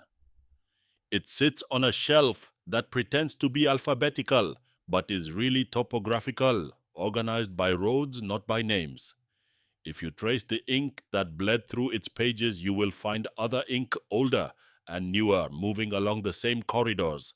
The geography insists on these mountains that force traffic into narrow channels, highways that carry both commerce and concealment, cities that glow at dusk like instruments left on humming. What happened in September 2014 in Guerrero is singular because 43 is not an integer. It is a wound. But the operating grammar buses, radios, patrol cars that do not agree with their own log-sealed annexes is not singular at all. It is a rhyme. Consider the northern route where the country tightens toward the border, a place that prefers the word corridor to province because corridors have doors. Years earlier, on a road that knows the salt air from the Gulf and the dust from the inland buses, were stopped not because they were political, but because they were full of the wrong kind of hope. Migrants tired in the way that makes sleep a negotiable instrument were ordered down. What followed would be called a massacre. The file would learn to describe it with the narrowness of numbers and the width of dread. The operators wore no badges that the law could acknowledge. The buses did not testify. Coaches never do. But the pattern drew itself as if with the same hand that would later draw the Iguala diagram. Vehicles removed from the flow, radios that synchronized to silence local authorities, whose verbs collapsed into occurred and transferred, and afterward earth disturbed in a geometry that knows how to hold more than it can honor. This is not to merge cases that must remain distinct. It is to say that the road, when asked a direct question about violence by night, often gives the same answer. In Tamaulipas and in Guerrero, and in cities without famous names between them, the file cabinet under the window with peeling paint receives folders whose titles could be swapped without the clerk needing to sharpen a new pencil. Intercepted vehicles, irregular custody, annexes sealed. The specifics vary: which uniforms, which bus lines, which stretch of asphalt turns into a script, but the physics hold. Narrow lanes make narrow choices. A convoy with an order will always try to keep the order's edges from fraying. A bus with witnesses is not a bus, it is a risk. A different shelf on the same wall holds an earlier book from the capital, the Plaza, with lights that record their own reflection better than they record the faces below the students, who were told that their voices would be processed later. The file that learned to say excesses were committed as if excess were a weather pattern. That case is older, dressed in the paper of another century, but the diction rehearses today's evasions. The verbs lean away from hands, the annexes multiply. When you read it after Iguala, you feel the old ink glance up and recognize the new. In Veracruz, in a marshland that makes maps dishonest by morning and honest by dusk, the ground offered up a different inventory, not 43, not on buses, not in one night. The discovery came in installments as if the land were issuing receipts reluctantly. Here another, here another. The vocabulary adjusted to accommodate the scale, clandestine graves, exhumations, forensic chains of custody. Yet even here the rhyme persists. The investigators confronted partial deliveries of files, restricted circuits of information, the committee-schooled phrase within the framework of the law, used to explain why another page could not today be shown. And in the plazas where names were called at dusk, families did what families always do, convert a state's dilatory prose into a timetable of breath. What binds these rooms and roads is not a conspiracy diagram that flatters itself. It is rather an infrastructure of omission, where the state is thin, arrangements thicken, where jurisdiction is a quilt, stitches fail under weight, where a police radio crackles on 3 channels and an officer's cousin works nights for men who do not file taxes. The path of least resistance is also the path of least record. Into this ecology drives a bus sometimes painted with the livery of a line that keeps to schedules, sometimes borrowed by students who intend to make memory audible, sometimes simply present in the way that makes a thing culpable to the wrong eyes. The bus is a container. It can carry people. It can carry cargo. It can carry both or neither and still be treated as a statement. Back to Iguala and sideways at the same time, analysts who compare logs across cases learn to watch for the hour of soft arithmetic that stretch when receipts and dispatches fail to agree. In one corridor case, gas station slips show a patrol car refueled at 22:14. The station camera later seized reveals the car parked under the lens at 22:37. In another, a municipal jail's intake book lists 9 arrivals. The health clinic across town treats 11 men with fresh bruises, 3 with the geometry of zip ties on their wrists. None of these details alone composes conspiracy. Together they compose climate. There's also the device that rescues reputations, and because it rescues reputations, it is beloved of offices that prefer the evening over the morning. The joint operation. In one state, it allows municipal police to insist that federal units were in charge. In another, it allows federal units to insist that they were merely supporting local intelligence. In all of them, it allows administrators to surrender the diagram of decision-making to the hour. Orders were received. Coordination was maintained. Actions were executed. By whom, the file says? By the pertinent elements. A phrase as precise as fog. If you want to know whether a country remembers itself, ask it to map its sealed annexes. Not the contents, the existence. Line up the drawers that will not open nights of buses, stopped plazas, cleared with vigor. Checkpoints made to crackle, forensic reports delayed for a quarter, then for a year. You will find their distribution instructive. They cling to roads like burrs to pant legs. They prefer edges, state lines, port cities, passes through mountain spines. They accumulate where power does not so much collapse as congeal. This is not a bridge into myth. It is a bridge into pattern recognition. When the corridor itself is the subject, a single case cannot contain the instruction. Iguala teaches the grammar vehicle, interdiction, transfer, euphemism, annex. The Northern Massacre teaches the scale, dozens made to kneel at a doctrine older than any badge. The capital's old file teaches the habit, tidy language laid like gauze over a wound that still seeps. The marshland graves teach the patient's excavations that outlive administration's identifications, that force the conscience to stop using round numbers. Between them, a theme, the state's vocabulary becomes a room, and sometimes the room becomes a lock. And yet there are counter-rhymes, places where the pattern is caught by a rough edge. In certain cities along the western spine, a prosecutor decided to treat a rumor as if it were an affidavit. He went to the bus, not the station. He pulled upholstery, not rank. He asked for manifests with serials, not speeches with slogans. The file learned a new posture. In various states, independent experts were admitted, sometimes late, sometimes grudgingly, sometimes theatrically, and their presence introduced a foreign oxygen. Where the official voice had learned to say, Fate unknown as a benediction, the experts learn to say it as an indictment of process. A difference in tone can be a difference in law. Bridge work, then, is not the stitching of tragedies into tapestry. It is the admission that roads insist on their own sociology. Buses are not neutral when neutrality can be hidden behind metal skins. Police radios are not instruments of order when the channel with the best reception is the one everyone pretends not to hear. A plaza is not a public space when optics outrun law. A file is not a record when annexes become the organism and the report the excretion. The shape is consistent enough that even the folklore, which must be quarantined from fact in our telling, finds itself pointing in the same direction, to bends where radios go honest to drawers, that eat keys to scales, that balance only when a notebook is placed on the pen. Folklore names the gap, the docket measures it. We cross then with caution into the minutes before a night becomes a case. Return to Iguala's grid, the bus pulled under a light that flickers on a cycle you can set your breath to. The patrol car that prefers the angle of the driver's side door to the front because angles become arguments. The radio check that comes back with the lacquered syllables of confidence.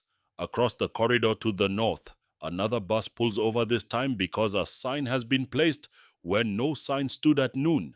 Men board the kind of men who speak in nouns only. Far away in the capital from that earlier century, a loudspeaker tests its own echo while boots solve geometry with a line. In the marshland, a backhoe's arm makes the slow motion of a saint's blessing while a clerk in a city office decides which drawer will learn a new lock. The bridge does not announce resolution. It announces recurrence. It prepares us for the climax by refusing flattery, the flattery that says this could only happen here, that says the soil is cursed, that says the year was preordained, that says mystery where method will do.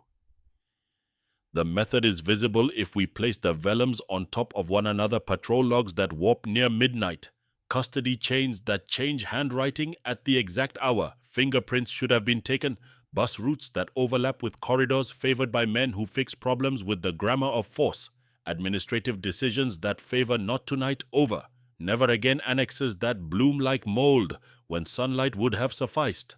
The bridge admits this calmly, because calm is what the facts deserve.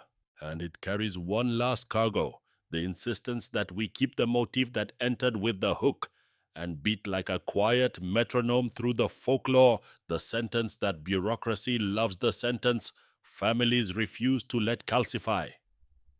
Fate unknown. In the corridor to the north, it is inscribed by number. In the plaza of the capital, it is disguised by seals. In the marshland, it is recited by shovels. In Iguala, it is handwritten in a column that trembles under fluorescent light. In all of them, it sits where a verb should be. The bridge suggests politely, stubbornly, that we put the verb back. Because now at the far end of this span, we must step into the room where evidence was meant to prove itself and discovers it has been moved.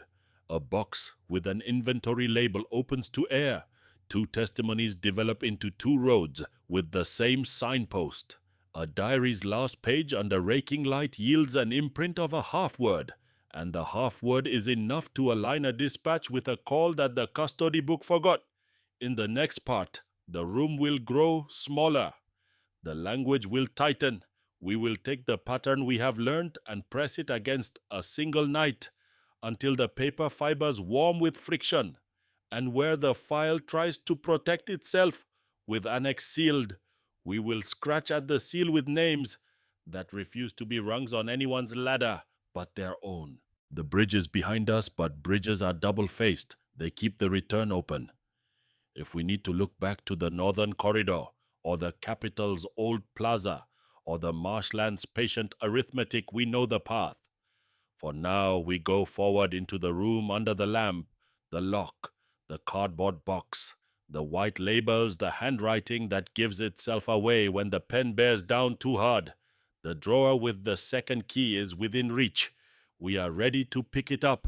The room is smaller than rooms are supposed to be when they are asked to contain truth. A swinging lamp, a table with a laminate top that hates elbows, a stack of boxes whose tape has learned the color of dust.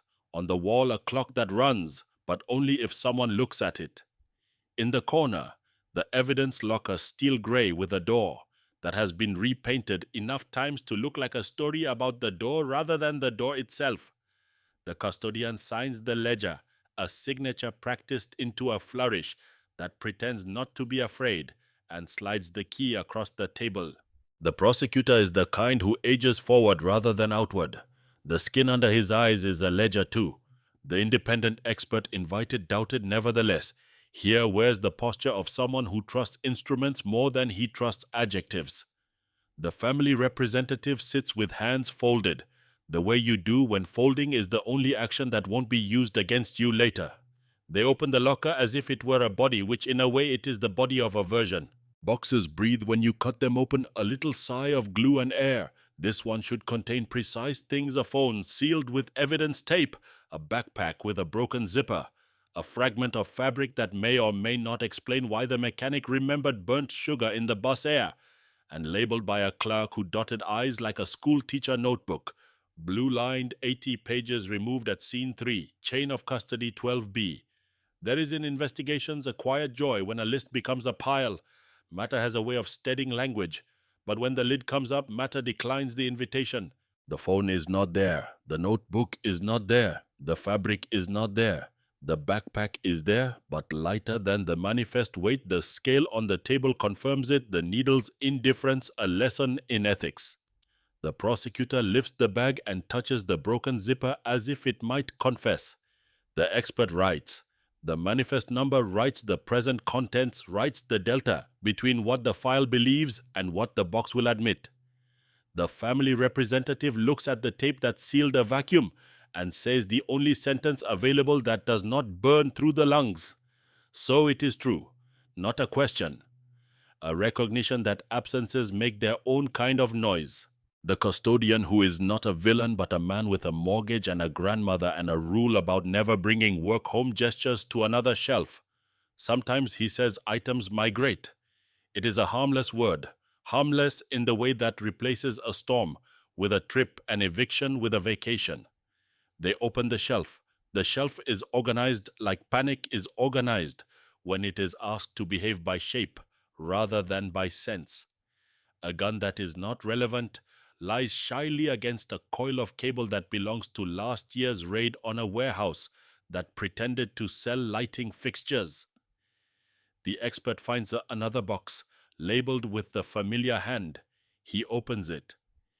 Inside there is a phone, not the right model, a blue notebook, not lined, not 80 pages, a piece of fabric that tests as synthetic and still holds a smear of something that could be oil or could be night. Items migrate, yes, but they rarely migrate into versions of themselves. Chain of custody 12B, the expert says, tapping the ledger. The custodian traces the entries with a finger not meant for tracing. The dates stutter. The initials change handwriting mid-line. A notation appears in the margin.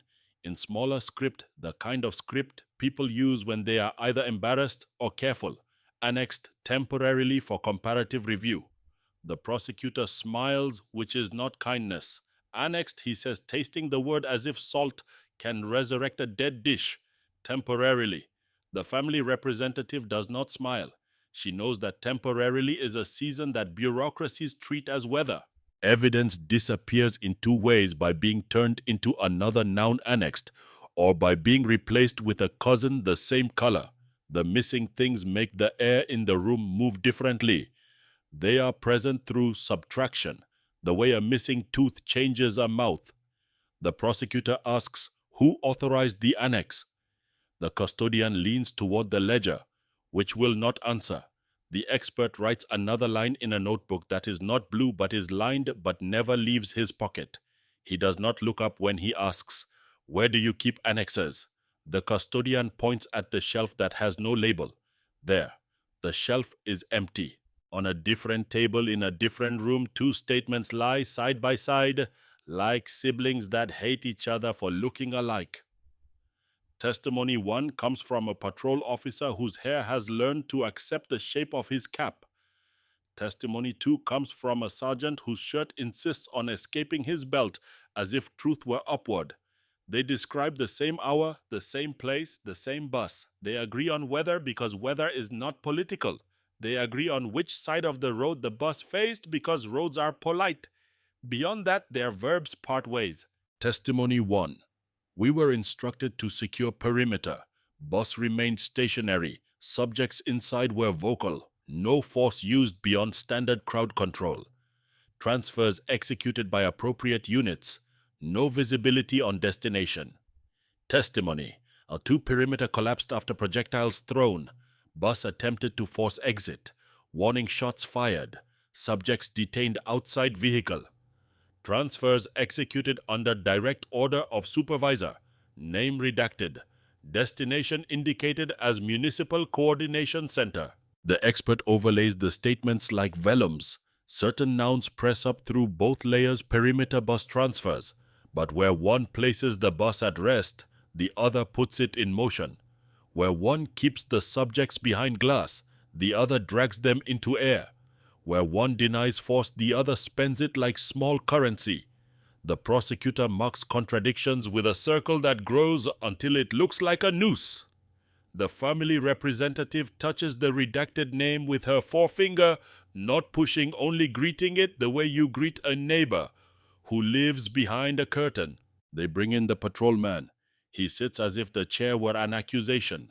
He recites as if memory were a hateful song he must perform to keep his license. The prosecutor asks about standard crowd control. The patrolman says, "We used our voices." The prosecutor asks about the number of voices required to move a bus. The patrolman says, "As many as necessary." The expert asks about the channel used on the radio. The patrolman says standard operations. The expert asks, "Which standard?" The patrolman says, "The standard we use." Language loves circles because circles protect the soft middle. They bring in the sergeant. He sits as if the chair were beneath him and therefore beneath contempt. He allows that shots were fired, not at persons at the air, which is a distinction that bullets do not honor. The prosecutor asks who ordered the transfers.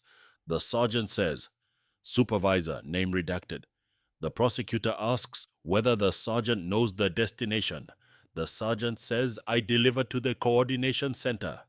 The coordinator's logbook, obtained the week before by a court order that arrived with the weight of a third bell, lists no arrivals at that hour.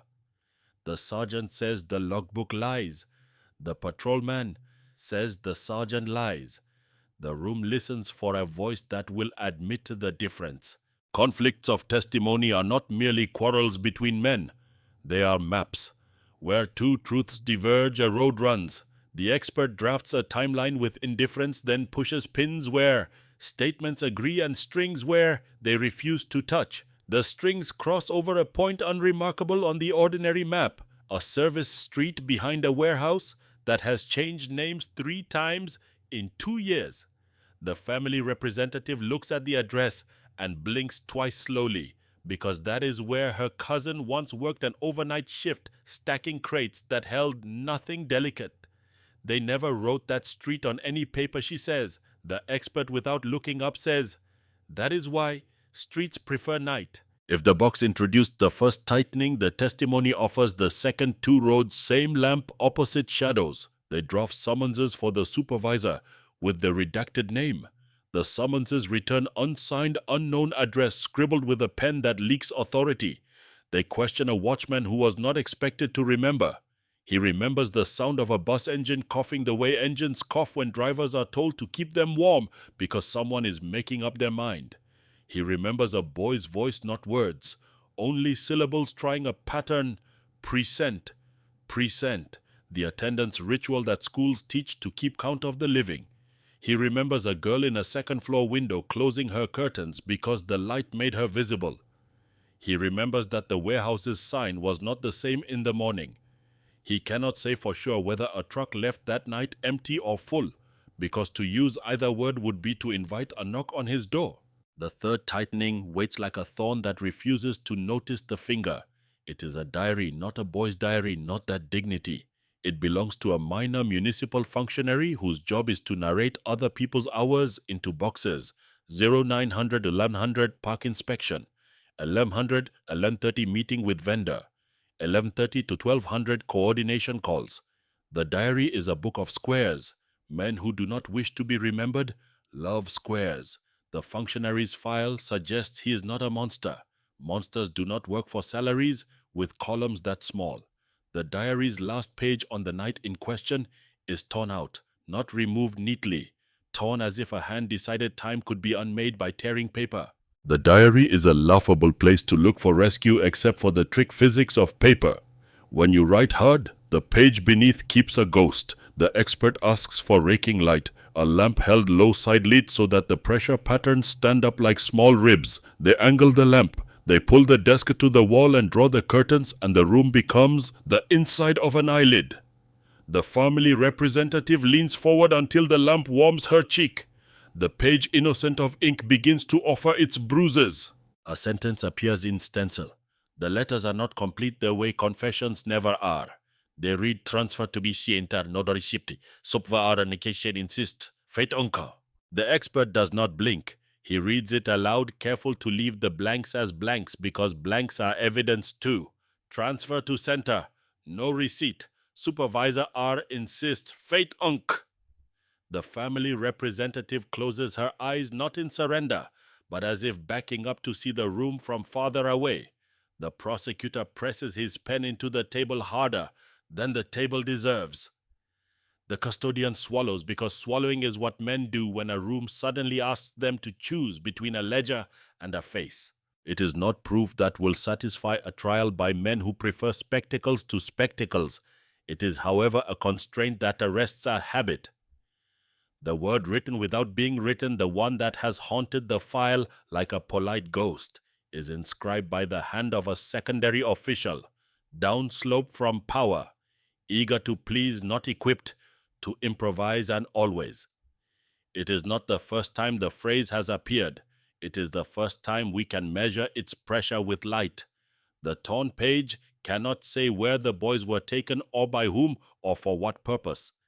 It can say that the ritual vocabulary of abdication, fate unknown, was preloaded into the night on the authority of a supervisor, whose name begins with a letter that has learned to hide. They pull the functionary in. He sits like a man whose life has been small in the ways that prevent sin, until the day the city needs small men for small tasks. He looks at the diary as if it has betrayed him. He says, I don't remember. Memory is not a right, it is a service weapon. The prosecutor asks whether he ever used that phrase, the one that begins fate and ends in air. He shrugs the way men shrug when they wish their childhood had taught them a better shrug. We all use it, he says, when we don't know. The expert says, when we don't say. The functionary does not answer. He stares at the lamp and waits for permission to ask for water. They search for Supervisor R with new ferocity, which is to say with a fierceness that knows it may have to settle for a rumor. Addresses unspool into other addresses, a matryoshka of rented rooms. A cousin is found. The cousin insists they are not cousins. A payroll shows payments through a date later than resignation, earlier than indictment. The coordinator center exists and does not exist depending on whether you draw its borders in budget or in paint. A photograph surfaces men in shirt sleeves, a cake with an icing badge, a banner that says, coordination achieved with a misspelling. The family representative points to a man whose face is mostly neck. That one, she says, attended a funeral for someone who died of something else. He spoke of service. He meant secrecy. Language again doing what it does when asked to guard a door. Return to the box then, because stories do not move forward in a straight line. They circle the object that refuses to be simple. The custodian finds a plastic bag in a drawer meant for envelopes, unsorted, to be reviewed. The bag holds lint, the weight of regret, and among the lint, a pen cap, a bus ticket stub, and the corner of a notebook cover. Blue line the bend exactly where a thumb might bend it, when used often. The corner shows the word matema in bold letters, cut by a tear. The expert lays it next to the manifest inventory line, notebook, blue lined 80 pages. The prosecutor asks the custodian to explain unsorted. The custodian says, "We ran out of hands." The family representative says nothing. She picks up the pen cap and counts the notches with her fingernail, as if reading Braille from the side of absence. They return to statements one more time because contradiction is a room with more than two doors. A third witness, an ambulance driver, whose uniform smells permanently of iodine, gives a deposition that refuses flattery. He was not called to the bus scene, though he should have been. He was called to a block and a half away, where a youth bled into a gutter with dignity that frightened the driver. He delivered the youth to a clinic that documented injuries in the tidy way. Clinics always document what they cannot fix immediately: wound, length, wound depth, pulse. The phrase "stable for now." The driver remembers that outside the clinic, men in uniforms that do not do medicine asked whether anyone had arrived from a bus. He remembers saying no. He remembers the men deciding that no was a flexible word. He remembers that his radio at the next corner became honest. It bled into another channel, and he heard a voice say "transfers completed." He cannot say where. He can say when. The when fits inside the hour that the patrolman and the sergeant have misused into furniture. By now the timeline is a braid pulled so tight it hurts. The expert lays the strands across the table, the boxes subtraction, the testimony's divergence, the diary's imprint. He does not declare victory. He declares a smaller, more dangerous thing: coherence. Coherence does not mean a happy ending. It means an ending that admits what began it. The prosecutor newly bold drafts a motion that names the supervisor's initial, that demands the unsealing of annexes, that never learned how to justify their seals, that asks a court to treat the phrase "fate unknown" not as a neutral placeholder, but as evidence of policy, the policy of abstention. The hearing is not cinematic. Courtrooms rarely are unless they are lying. The judge listens with the fatigue of someone who has watched nights pretend to be days. The state's attorney lifts his shoulders into a suit that cost someone else a month's rent and says, "These are interpretations. The facts are contested." The expert replies that facts can be contested. Objects cannot. Pressure marks cannot convene on their own. Boxes do not eat phones. Pages do not tear themselves out in rooms without wind. The family representative speaks last. Her voice is the voice you save for bad news and birthdays. She does not beg. She inventories boys, buses, bullets, boxes, books. Then she says, "If the phrase must remain, let it remain where it belongs, written under the name of whoever wrote it first. No one claps. This is not a country that claps inside rooms like this." Whether the motion succeeds is not the climax. The climax is the movement from fog to contour, the point at which the story refuses to be indifferent to its own edges. The missing items do not come back on command. Some never come back, but the admission of their absence hardens into a fact of equal weight. The conflict of testimonies does not resolve into a song. It resolves into an arithmetic that forbids certain numbers. The diary's half-word faitonk is not a choir. It is a metronome. From now on, when a report reaches for those syllables, the room will smell slightly of heat. That is how friction works, when paper rubs against the lamp's angle long enough. The city does not change clothes. It rarely does. The plaza still throws its lights against its own windows. The bus station still holds the breath of announcements that never arrive. The ring road still teaches radios to be honest for a kilometer, and then to go back to their job. But within the institutions that claim to be made of walls and hours, there is a small damage to the habit of shrugging. Men saying annexed watch themselves say it. Clerks writing temporarily taste the metal of the coin families, hold on their tongues at the third bell. Supervisors whose names begin with ambiguous letters teach their signatures to hide. and the paper begins to remember their pressure anyway. In the file on a page that used to be blank, because it was safer to leave it blank than to lie, someone writes a paragraph that admits that the transfers cannot be traced under the current disclosure, and that the phrase used to handle that lack fate unknown has been applied at the instruction of a specific office under a specific coordination. The paragraph is not an apology. Apologies are for living rooms and gravesides. It is, however, a nail. Enough nails and wood stays where it should. We return finally to the bus, or rather to its absence, the way you return to a dream you woke from too early. A week after the hearing, a photograph emerges from a phone that should have been in the box, but found a different shelf in the world. It shows the bus interior from the perspective of the rear metal ribs, the overhead rack, where someone has scratched a name and then rubbed it out the aisle that wishes it were wider. On the floor near the front, a notebook lies open. It is not blue. It is brown, cheap squared. On the page, a student's hand has written attendance marks for a class that will not meet present. The last line is only a letter P. Whoever wrote it lifted the pen and did not return it to the paper. The photograph is time-stamped within the hour that generated the room's conflict. The photograph's metadata places it not at the coordination center, not at the municipal station, not at the cocular dump, not at a highway shoulder, but in the shadow of the warehouse with the sign that goes to sleep under different names. The image is not admissible until you teach it to walk into a court, but it is admissible to conscience. The family representative prints it and folds it into her wallet next to coins that refuse to leave her hand easily. The climax is not fireworks. It is a change in pressure. Rooms that were content to be smaller than truth have to exhale. Boxes that believed the lead was the last word have to concede that lids are social agreements. Testimonies that camped on opposite sides of the same road have to cross, if not to embrace, then at least to witness one another refusing to bleed.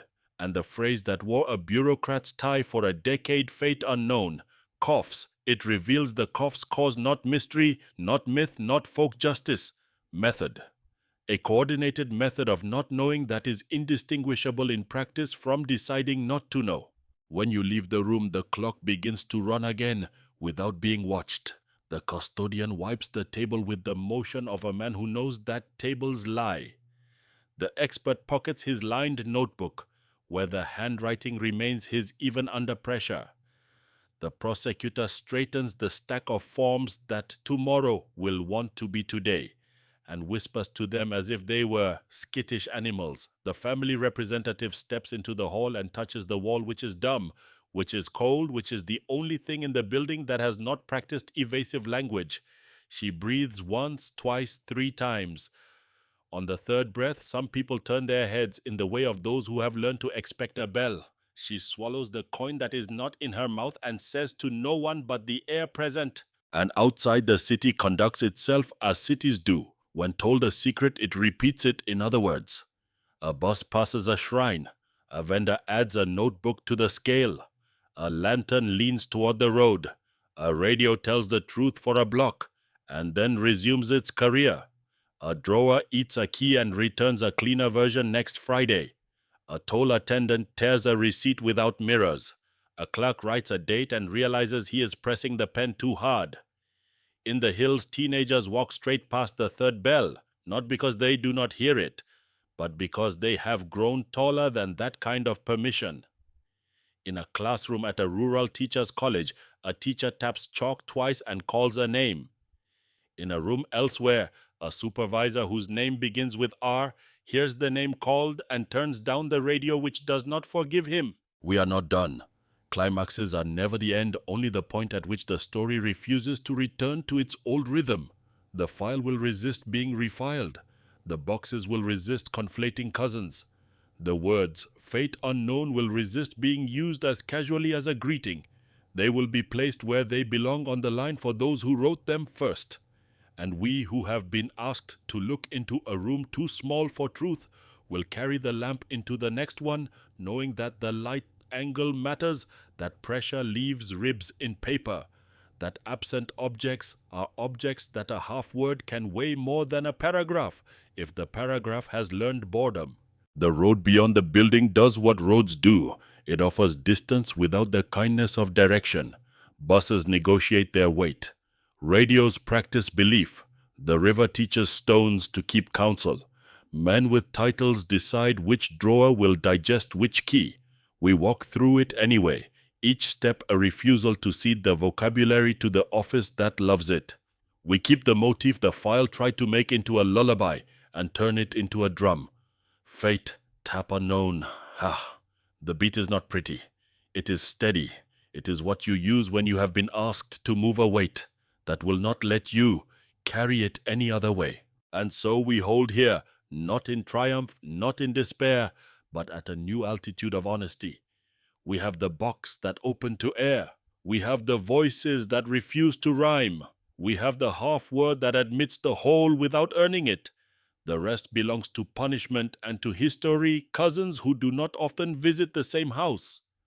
What belongs to us is the angle of the lamp and the insistence that future ledgers note not only what is missing but who taught the missing, how to pass as procedure.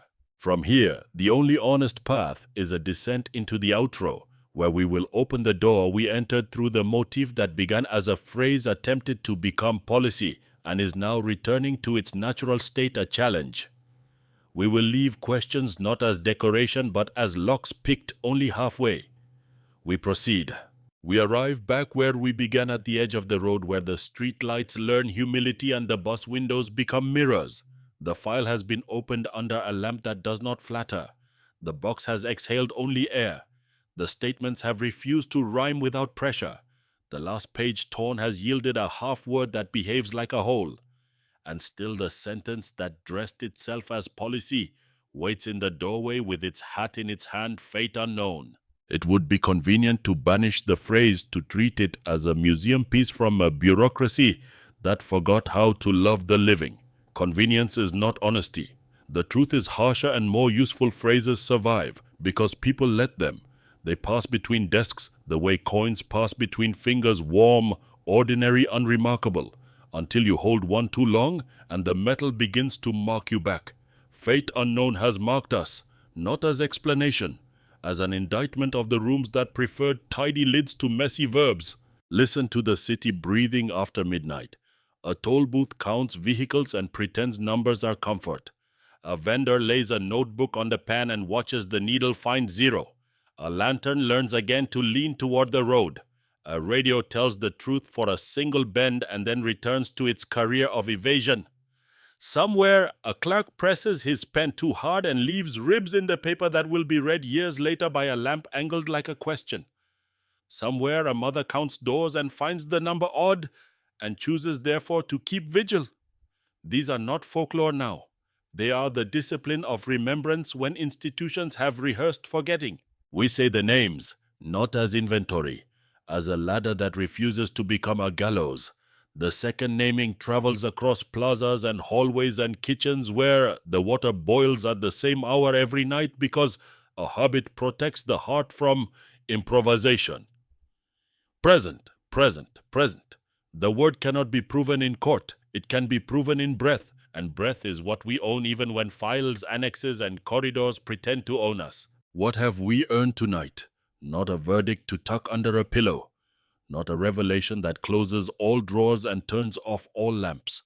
We have earned contour the unwillingness to let the story remain fog where a road exists. We have learned to speak of transfers without pretending that the destination is a theological puzzle. We have learned to treat absence as an object, to weigh it, to record its weight, to notice when a box grows too light for its own manifest. We have learned that a phrase like fate unknown is never neutral. It is a tool, and like all tools, it carries fingerprints. If there is a law that survives nights like these, it is small and muscular. Attention is a form of justice, not the only form, not the final, but a form the living can perform while courts play chess with calendars. Attention is the lamp at an angle, the cheek on the bus panel, listening for a hum, the coin on the tongue when the third bell dares you to stop. Attention is families in squares, Letters on banners, feet bruised by distance and still arriving at the hour when offices lock themselves out of courage. Attention is the refusal to let fate unknown sit unchallenged on any line without writing beside it the name of the hand that wrote it first. The road does not promise catharsis. The river does not negotiate. Mountains cannot be subpoenaed. Yet we are not helpless. We can change the conditions under which phrases are allowed to live. We can teach rooms to be the right size for truth by dragging more chairs in, by bringing witnesses who do not speak in riddles, by replacing annex sealed with annex opened, by writing temporarily only when we mean until the next hour, no further. It is unglamorous work. It is the kind that keeps time with a drum rather than a melody. Fate, tap unknown, tap. And one day the beat changes, not because the world improves by accident, but because attention has worn a groove deeper than evasion can jump. Think of the devices we have set in motion, small, homely, enduring. The market scale with a school notebook on the pen, a ritual that states gently that education is the weight that makes measures honest. The lantern turned toward the road, a courtesy to the living and a rebuke to the night. The toll receipt handed without mirrors, a reminder that machines can be compelled to tell versions, but people choose whether to keep them. The drawer that eats keys and returns a cleaner one on Friday, a folk audit that says what you swallow you must answer for. These are not decorations to the story. They are the story's spine, while we wait for law to remember itself. You might ask, as any honest witness must, what do we do with a half-word? How do we hold fate unk in our mouths without letting it cut us or numb us? The answer is neither romantic nor theoretical. We finish the word in the only direction that does not betray the living, not by guessing at the end, but by forcing the hand that began it to write the remaining letters in public. We do this with litigation and with light, with stubbornness in corridors, and with tenderness where tenderness is not a luxury, but an instrument. We do it by refusing to let the phrase migrate to other nights without marking its passport with the names of those who authorized its travel. And yes, there is grief unmanaged by design resisting decoration. Grief that keeps the shoes turned toward the door when the dogs are quiet, and toward the wall when the dogs remember. Grief that teaches a teacher to tap chalk twice before calling names because the chalk has its own conscience. Grief that sands the edges of a coin held on the tongue until the metal tastes like endurance. We do not romanticize this. We license it. We tell the truth that systems often prefer grief to guilt because grief asks less of them. So we turn grief into a demand, not a tableau. We instruct it to memorize docket numbers, to learn the geography of warehouses with changeable signs, to remember that a bus engine coughs differently when it is forced to idle on the brink of a decision men are not brave enough to own.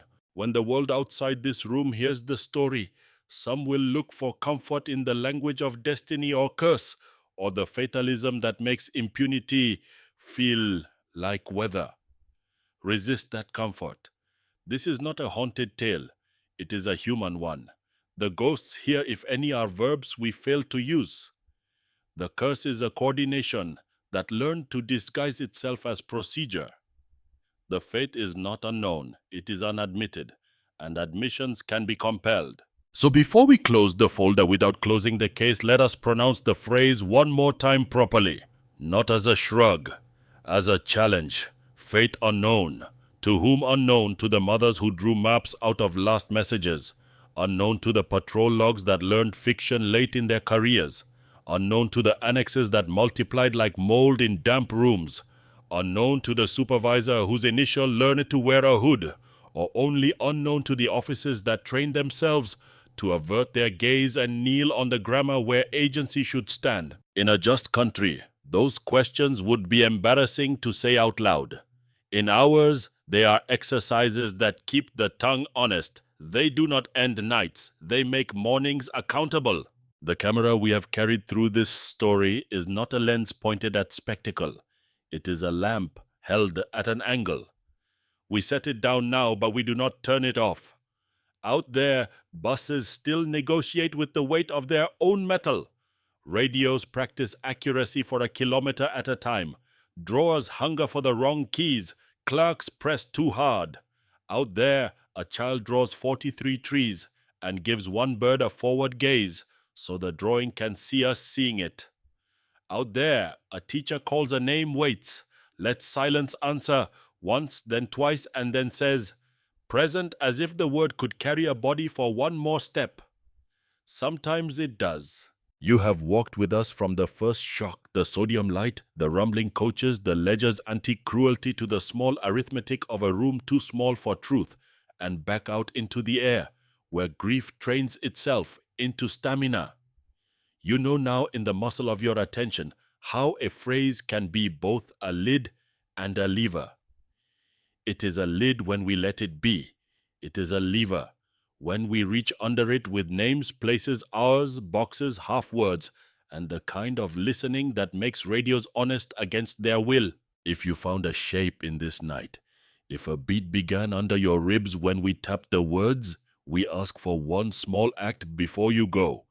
Tell us where you are watching from and the exact time on your clock right now, not because we collect location or hoard minutes, but because coordinates turn stories into work. Leave a comment with the city and the hour. Tell us which object stayed with you, the box that breathed glue and air, the drawer that eats keys, the scale that needed a notebook to remember zero, the diary's page that betrayed its author with light, the bus that coughed, the bird that faced forward. Say the word that should not be allowed to travel alone any longer. Say who you will ask to finish it. You just heard a file that never truly closed. We will open the next one, not because the night insists, but because the living do. Subscribe if you can so the lamp does not go out when a corridor orders silence. Share this with someone who thinks fate unknown is a reasonable way to speak of a person. Ask them to hold the phrase in their mouth and feel the weight of its consonants until they choose a different sentence. In the meantime, we will keep the beat soft steady, impolite to indifference. Fate, tap unknown, tap. And we wait not passively but with the kind of patience that courts respect and offices fear, the kind that turns annexes into windows and windows into doors.